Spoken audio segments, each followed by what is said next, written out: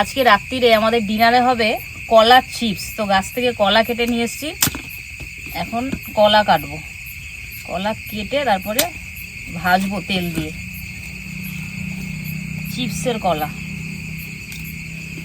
এই দেখো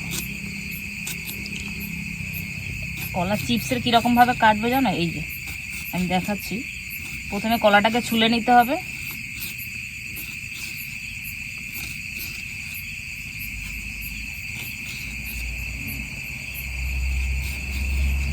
কলাটাকে ভালোভাবে ছুলে নিয়েছি। এবার দেখো গোল গোল গোল গোল গোল গোল করে কাটবো। এই দেখো এরকম চিপসের জন্য এরকম পাতলা পাতলা পাতলা পাতলা করে কাটতে হবে।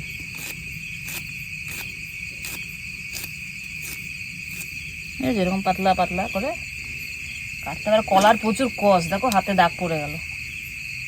আবার কাটতে এরকম সবগুলো কলা কাটতে হবে।